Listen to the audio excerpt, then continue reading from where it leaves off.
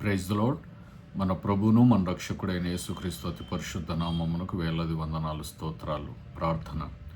మా ప్రియ పరలోకపు తండ్రి, నీ పరిశుద్ధమైన నామానికి వందనాలు. నీ కుమారుడైన యేసుక్రీస్తు శిలువ మరణ పునరుద్ధానం ద్వారా మమ్మల్ని నీతిమంతులుగా చేసి నిన్ను అబ్బా తండ్రి అని పిలిచి నిన్ను స్తుతించి ఆరాధించి నీ స్వరం విని భాగ్యమును అల్పులమైన మాకు ఈ దినము మమ్మల్ని సజీవ లెక్కలో ఉంచి అనుగ్రహించినందుకు నీ కృతజ్ఞతాస్తుతులు చెల్లిస్తున్నాం. తండ్రి, మీరు మాట్లాడితే మేము బ్రతుకుతాం గనక నీ మాట చేత మమ్మల్ని బ్రతికింప చేయండి. మీ పరిశుద్ధాత్మ అభిషేకం దయచేయండి. పరిశుద్ధాత్మ దేవుడా, తండ్రి మాట్లాడుచుండగా ఆయన కుమారుడు మా ప్రభు అయిన యేసుక్రీస్తు ప్రత్యక్షతలతో పాటు మమ్మల్ని మేము స్వపరీక్ష చేసుకుని మా జీవితాల్ని బాగు చేసుకున్నటకు కృపను అనుగ్రహించండి. తండ్రి, మరొకసారి నీ బంగారు పాదములను ముద్దు పెట్టుకుని దాసుడను అల్పుడను నన్ను నీ కుమారుడైన యేసుక్రీస్తు సిలువ చాటును మరుగు చేసుకొని నన్ను వాడుకోనండి. నాతో కూడా మీరు మాట్లాడమని ఈ సమయాన్ని మీ చేతులకు అప్పగించుకుంటూ మా ప్రభువును మా రక్షకుడైన యేసు నామంలో స్తుతించి ప్రార్థిస్తున్నాము తండ్రి, ఆమెన్. దేవునికి మహిమ కలుగునుగాక. ఈరోజు 7వ తారీఖు 8వ నెల 2026వ సంవత్సరము. ఇజ్రాయెల్ దేశంలో 24వ తారీఖు నెల 5867వ సంవత్సరం. మరి ఈరోజు మనము ధ్యానం చేసుకోవలసినటువంటి లేఖన భాగాలు ద్వితీయోపదేశ కాండము 15వ అధ్యాయము 1 నుండి 18 వచనాలు, అలాగనే యోహాను సువార్త 6వ అధ్యాయము 41 నుండి 51వ వచనం వరకు. మొదటగా ద్వితీయోపదేశ కాండము 15వ అధ్యాయము 1 నుండి 18 వచనాలు. 7వ సంవత్సరాంతమున విడుదల ఇయ్యవలెను. ఆ గడువు రీతి ఏదనగా తన పొరుగువానికి అప్పిచ్చిన ప్రతి అప్పులవాడు దానికి గడువు ఇయ్యవలెను. అది యెహోవాకు గడువు అనబడును గనక అప్పిచ్చినవాడు తన పొరుగువానినైనను తన సహోదరునైనను నిర్బంధింపకూడదు. నిర్బంధింపవచ్చును గాని నీ సహోదరుని యొద్దనున్న దానిని విడిచిపెట్టవలెను. నీవు స్వాధీనపరుచుకున్నట్లు నీ దేవుడైన యెహోవా నీకు స్వాస్థ్యముగా ఇచ్చుచున్న దేశంలో యెహోవా నిన్ను నిశ్చయముగా ఆశీర్వదించును. కావున నేడు నేను నీకు ఆజ్ఞాపించుచున్న ఈ ఆజ్ఞలన్నిటినీ అనుసరించి నడుచుకొనుటకు నీ దేవుడైన యెహోవా మాటను జాగ్రత్తగా వినిన ఎడల మీలో బీదలు ఉండనే ఉండరు. ఏలైనగా నీ దేవుడైన యెహోవా నీతో చెప్పి ఉన్నట్లు నిన్ను ఆశీర్వదించును గనక నీవు అనేక జనములకు అప్పిచ్చుదవు గాని అప్పు చేయవు, అనేక జనములను ఏలుదువు గాని వారు నిన్ను ఏలరు. నీ దేవుడైన యెహోవా నీకిచ్చుచున్న దేశమందు నీ పురములలో ఎక్కడైనాను నీ సహోదరులలో ఒక బీదవాడు ఉండిన ఎడల బీదవాడైన నీ సహోదరుని కరుణింపకుండా నీ హృదయమును కఠినపరుచుకొనకూడదు. నీ చెయ్యి ముడుచుకొనక వాని కొరకు అవశ్యముగా చెయ్యి చాచి వాని అక్కర చొప్పున ఆ అక్కరకు చాలినంత అవశ్యముగా వానికి అప్పియవలెను. విడుదల సంవత్సరమైన 7వ సంవత్సరము సమీపమైనదని చెడ్డ తలంపు నీ మనస్సులో పుట్టక ఉండునట్లు జాగ్రత్త పడుము. బీదవాడైన నీ సహోదరుని ఎడల కటాక్షము చూపక నీవు వానికేమియో ఇయ్యక పోయిన ఎడల వాడొకవేళ నిన్ను గూర్చి యెహోవాకు మొర్రపెట్టును, అది నీకు పాపమగును. నీవు నిశ్చయముగా వానికి ఇవ్వలేను. వానికిచ్చినందుకు మనస్సులో విచారపడకూడదు. ఇందువలన నీ దేవుడైన యెహోవా నీ కార్యములన్నిటిలోనూ నీవు చేయు ప్రయత్నములన్నిటిలోనూ నిన్ను ఆశీర్వదించెను. బీదలు దేశములో ఉండక మానరు. అందుచేత నేను నీ దేశంలోనున్న నీ సహోదరులకు దీనులకును బీదలకును అవశ్యముగా నీ చెయ్యి చాపవలనని నీకు ఆజ్ఞాపించుచున్నాను. నీ సహోదరులలో హెబ్రీయుడే గాని హెబ్రీయురాలే గాని నీకు అమ్మబడి 6 సంవత్సరములు నీకు దాస్యము చేసిన ఎడల 7వ సంవత్సరమున వాని విడిపించి నీ యొద్ద నుండి పంపివేయవలెను. అయితే వాని విడిపించి నీ యొద్ద నుండి పంపివేయనప్పుడు నీవు వట్టి చేతులతో వాని పంపివేయకూడదు. నీవు ఐగుప్తు దేశంలో దాసుడవై ఉన్నప్పుడు నీ దేవుడైన యెహోవా నిన్ను విమోచించనని జ్ఞాపకం చేసుకొని నీ మందలోనూ నీ కళ్ళములోనూ నీ ద్రాక్ష గానుగలోనూ కొంత అవశ్యముగా వానికి ఇవ్వలేను. నీ దేవుడైన యెహోవా నిన్ను ఆశీర్వదించి నీకు అనుగ్రహించిన దానిలో కొంత వానికి ఇవ్వలేను. ఆ హేతువు చేతను నేను ఈ సంగతి నేడు నీకు ఆజ్ఞాపించి ఉన్నాను.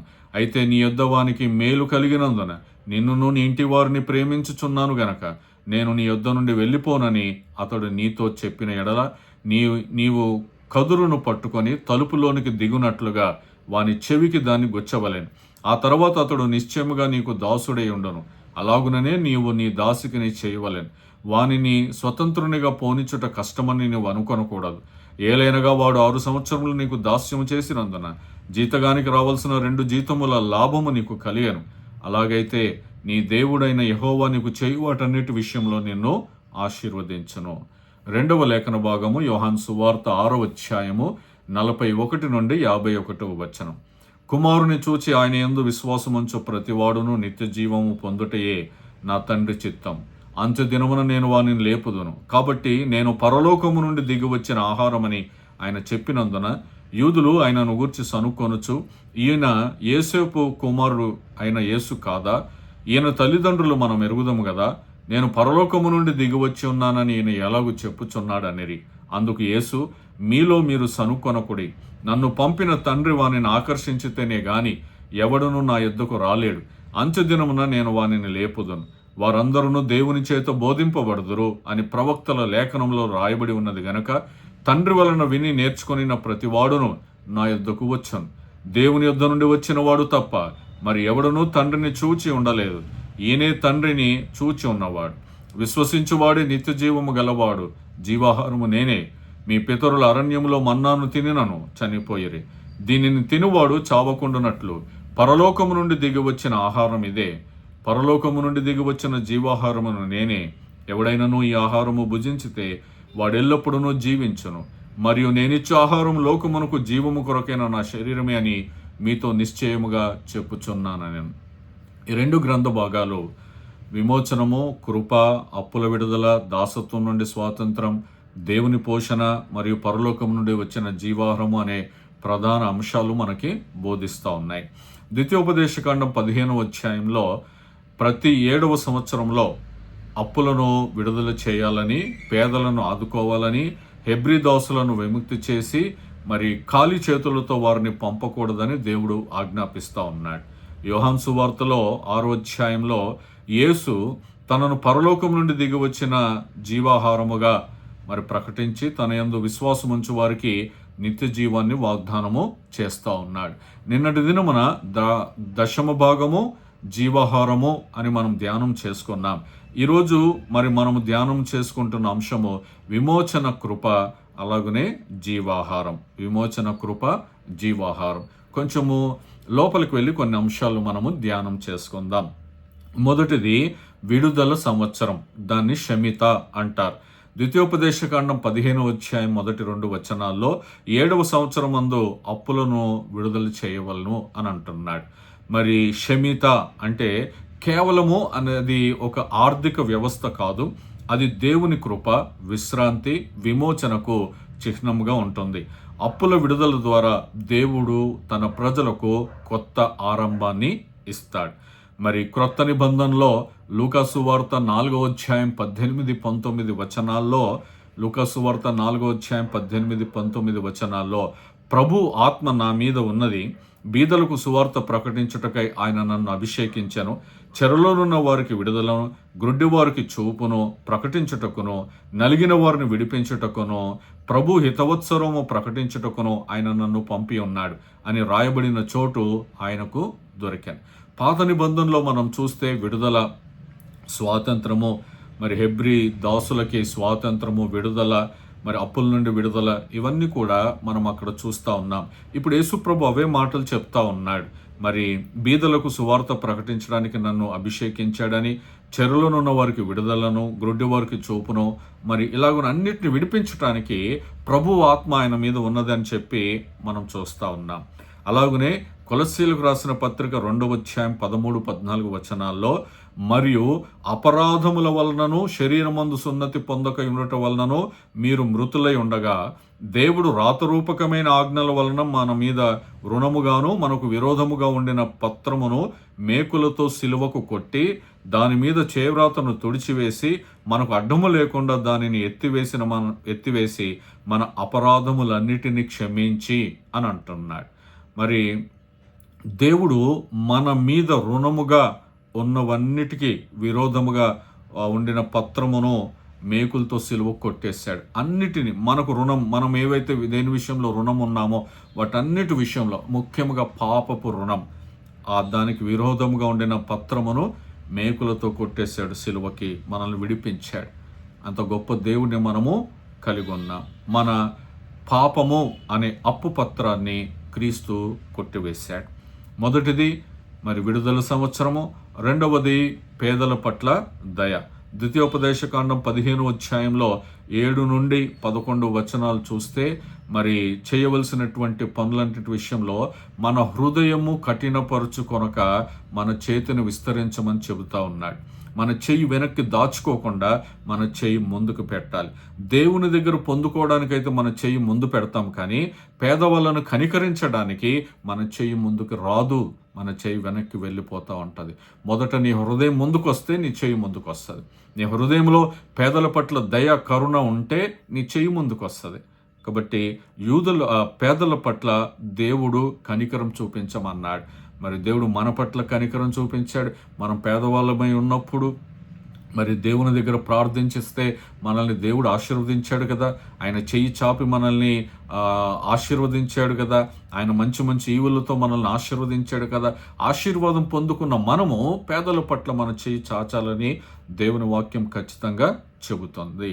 మరి దానము అనేది ఐచ్ఛిక దానము కాదు, అది దేవుని నీతిని ఆచరించడం. నిన్నటి దినమున దశంభాగము అనేది ఒక ఆర్థిక సంబంధమైన వ్యవహారము కాదు, అది దేవుని నీతిని ఆచరించటం, దేవుని వాక్యమును ఆచరించటం. అలాగనే బీదల పట్ల నీవు దయ చూపించడము, ఆర్థికంగా సహాయము చేయడం, బట్టలు ఇవ్వడము, భోజనం పెట్టడము, ఇది ఐచ్ఛిక దానము కాదు. నువ్వు చేస్తానంటే చేయడం, లేకపోతే లేదనేది కాదు. అది దేవుని నీతిని అనుసరించుట. పేదలను ఆదుకోవడము దేవుని స్వభావాన్ని ప్రతిబింబిస్తుంది. మనం ఇంతకుముందు చూసుకున్నాం కదా, యేసు ప్రభు ఏమన్నాడు? చెరలోనున్న ఉన్న వారికి విడుదలను, గుడ్డి వారికి చూపును ప్రకటించుటకును, నలిగిన వారిని విడిపించుటకును, ఇలాగున అన్ని చేయుట అనేది యేసు ప్రభు వారు మనకు మాదిరి చూపిస్తూ ఉన్నాడు. పేదలు ఆదుకోవడము దేవుని స్వభావాన్ని ప్రతిబింబిస్తుంది. నూతన నిబంధనలో యాకోబు రాసిన పత్రిక 2వ అధ్యాయము 15, 16, 17 వచనాలు చూస్తే 2వ అధ్యాయం 15, 16, 17 సహోదరుడైనను సహోదరి అయినను దిగంబరులై ఆనాటికి భోజనము లేకయున్నప్పుడు మీలో ఎవడైనను శరీరమునకు కావలసిన వాటిని ఇయ్యక సమాధానముగా వెల్లుడి, చలి కాచుకొనుడి, తృప్తి పొందుడని చెప్పిన ఎడల ఏం ప్రయోజనము? వాడికి బట్టలు అవసరము, వాడికి భోజనం అవసరము. మరి అలాంటి సమయంలో మనము ఏమీ ఇవ్వకుండా చలి కాచుకోండి, తృప్తి పొందండి అంటే ఏం ప్రయోజనం? విశ్వాసము క్రియలు లేనిదైతే అది ఒంటిగా ఉండి మృతమైనదని దేవుడు వాక్యంలో మనం చూస్తూ ఉన్నాం. కాబట్టి విశ్వాసము క్రియలు లేనిదిగా ఉండకూడదు. మన విశ్వాసము క్రియలతో ఉండాలి, క్రియలు చేసి చూపించాలి. నోటి మాటతో కాదు, చేతి పనులతో చేసి చూపించాలి. అది పేదల పట్ల చూపించమని దేవుడు సెలవిస్తున్నాడు. 2 విషయాలు: విడుదల సంవత్సరము, పేదల పట్ల దయ. 3వది, దాసుని గౌరవంతో విడుదల కలగచేయాలి. దాసునికి గౌరవముతో విడుదల కలగచేయాలి. ద్వితీయోపదేశకాండం 15వ అధ్యాయం 13, 15 వచనాల్లో దాసుని ఖాళీ చేతులతో, వట్టి చేతులతో పంపకూడదు అని మనం చూస్తూ ఉన్నాం. దేవుడు నిన్ను ఎలాగున ఆశీర్వదించాడో నీవు కూడా అతన్ని అలాగనే ఆశీర్వదించాలన్న ఆజ్ఞను మనము చూస్తూ ఉన్నాం. విమోచనము అనంటే స్వేచ్ఛ మాత్రమే కాదు. ఏదో జైల్లో నుండి గేట్లు తెరిచి, తాళం తీసి గేట్లు తెరిచి ఇక నువ్వు వెళ్ళు అని అనడం కాదు స్వేచ్ఛ అంటే. అతని గౌరవాన్ని పునరుద్ధరించాలి. అతడు గౌరవంగా సమాజంలో బ్రతికేలాగా అతనికి ఆర్థికంగా సహాయం చేసి కావలసినవి ఇచ్చి అతన్ని విడుదల చేయాలని దేవుని వాక్యం సెలవిస్తుంది. ఐగుప్తు దాస్యత్వం నుండి ఇశ్రాయేలు విమోచన జ్ఞాపకం చేసుకోవాలి. ఐగుప్తు నుండి వీళ్ళు ఎలాగొచ్చారు? వట్టి చేతులతో రాలేదు. ఐగుప్తులో వాళ్ళందరూ కూడా, ఇశ్రాయేలు అందరూ కూడా ఐగుప్తుల దగ్గర నుండి శ్రేష్టమైనటువంటి నగలు, బంగారము, వెండి అన్ని తీసుకొని వచ్చారు. వాళ్ళు వట్టి చేతులతో రాలేదు. నీవు ఎలాగున ఐగుప్తులో నుండి బయటకు వచ్చావో నీవు కూడా నీ దగ్గర నుండి దాసుని పంపిస్తున్నప్పుడు అలాగునే పంపించాలని దేవుడు జ్ఞాపకం చేస్తూ ఉన్నాడు. కొత్త నిబంధనలో మనం చూస్తే ఫిలెమోనుకు రాసిన పత్రిక 1వ అధ్యాయం 10 నుండి 16 వచనాలు చూస్తే ఒనేసిము గురించి రాయబడి ఉంటుంది. ఒనేసిము, అందులో అతని గురించి మనం 15వ వచనంలో చూస్తే, అతడిక మీదట దాసుడుగా ఉండక దాసుని కంటే ఎక్కువ వాడుగాను, ప్రియ సహోదరుడుగాను, విశేషముగా నాకును, శరీర విషయమును, ప్రభు విషయమును, మరి విశేషముగా నీకును ప్రియ సహోదరుడుగాను అని అంటున్నాడు. దాసుడుగా ఉన్నాడు కొంతకాలము, కానీ ఇప్పుడంట దాసుడుగా ఉండక దాసుని కంటే ఎక్కువవాడుగాను ప్రియ సహోదరుడుగాను ఉంటున్నాడంట. అలాగున మనం వాళ్ళని పంపించాలి. నీ యొద్దెల్లప్పుడు ఉండకే కాబోలు అతడు కొద్ది కాలము నిన్ను ఎడబాసి ఉండెను అని అంటున్నాడు.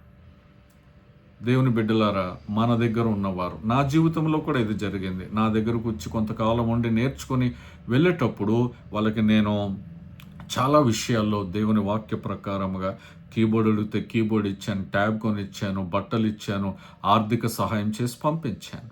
ఒట్టి చేతులతో పంపించలేదు. మనం దేవుని వాక్యమును నెరవేర్చే వారముగా ఉండాలి. గలతీయులకు రాసిన పత్రిక 5వ అధ్యాయం 1వ వచనంలో, గలతీయులకు రాసిన పత్రిక 5వ అధ్యాయం 1వ వచనంలో, ఈ స్వాతంత్రం అనుగ్రహించి క్రీస్తు మనలను స్వతంత్రులనుగా చేసి ఉన్నాడు. కాబట్టి మీరు స్థిరముగా నిలిచి మరల దాస్యమును కాడి క్రింద చిక్కుకొనకూడి. ఇక్కడ ఆత్మ సంబంధంగా ఏం మాట్లాడుతున్నాడు అనంటే, యేసు క్రీస్తు మనలకు స్వాతంత్రం ఇచ్చి విముక్తులను చేశాడు, విడిపించాడు.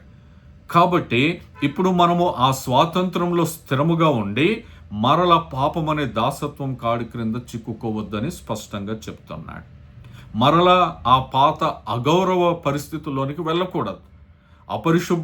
అపరిశుద్ధమైనటువంటి జీవితంలోనికి వెళ్ళకూడదు. ఆ పరిశుద్ధమైన జీవితంలోనే మనం నిలిచి ఉండాలని వాక్యం సెలవిస్తుంది. కాబట్టి దాసుడు గౌరవంగా బయటికి వెళ్ళినప్పుడు ఆ గౌరవాన్ని కాపాడుకోవాలి. ఇప్పుడు మనము దేవునిలో ఆ పాత జీవితము, పాప జీవితం నుండి వచ్చిన మనము ఈ పరిశుద్ధత జీవితాన్ని కాపాడుకోవాలని దేవుడు స్పష్టంగా చెప్తున్నాడు. ఆ గౌరవంలో మనం నిలిచి ఉండాలి. 3 విషయాలు: విడుదల సంవత్సరం, పేదల పట్ల దయ, దాసుని గౌరవంతో విడుదల చేయాలి. 4వది జీవాహారము, పరలోక పోషణ. యోహాను సువార్త 6వ అధ్యాయంలో నేనే జీవాహారము, పరలోకం నుండి దిగివచ్చిన జీవాహారము నేనే అంటాడు. మన్నా అనేది దేవుని దినసరి పోషణకు గుర్తు. అంటే ఏ రోజు మన్నా ఆ రోజు సంపాదించుకోవాలి, ఏరుకోవాలి. నేల మీద పడిన దాన్ని ఏరుకోవాలి. ఎక్కువైతే మిగలదు, తక్కువైతే ఎక్కువ కాదు. అయితే యేసు తనను దేవుని జీవ పోషణ యొక్క పరిపూర్ణ వ్యక్తీకరణగా చూపిస్తూ ఉన్నాడు. జీవాహారము అని అంటున్నాడు. నిన్న కూడా మనం ధ్యానం చేసుకున్నాం. మన్నా ఏ రోజుకి ఆ రోజే, కానీ యేసు ప్రభు ఇచ్చే జీవాహారము మనల్ని నిత్య జీవంలోనికి నడిపిస్తుంది. మత్తయి సువార్త 4వ అధ్యాయం 4వ వచనంలో, దేవుని నోట నుండి వచ్చు ప్రతి మాట వలన జీవిస్తాము. ప్రకటన గ్రంథం 2వ అధ్యాయం 17వ వచనంలో, జయించువానికి మరుగై ఉన్న మన్నాను భుజింపనిత్తును అని అంటున్నాడు. కాబట్టి జీవాహారం అనేది పరలోక పోషణ. ఆ మన్నా దినసరి పోషణ. ఈ పరలోకము నుండి వచ్చింది మాత్రము మనకు ఆ పరలోకపు జీవన పోషణ, ఇది నిత్య జీవ పోషణ. 5వది తండ్రి ఆకర్షణ, విశ్వాసానికి పునాది.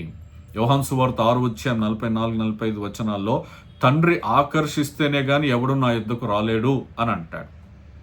మరి యెషయా గ్రంథం 54వ అధ్యాయం 13వ వచనంలో, వారందరూ దేవుని చేత బోధింపబడుదురు అనే మాటను గుర్తు చేస్తాం. దేవుని చేత బోధింపబడి దేవుని దగ్గరికి రావడం. తండ్రి ఆకర్షించిందే ఎవడు కూడా యేసు ప్రభు దగ్గరికి రాలేడు. దేవుని వాక్యాన్ని వినడం, ఆయన పిలుపుకు స్పందించడము మన విశ్వాసానికి మూలం. ఆయన పిలిచినప్పుడు మనము ఆలకించాలి, వినాలి, అటువైపు తిరగాలి, ఆ తిరిగి ప్రతిస్పందించాలి.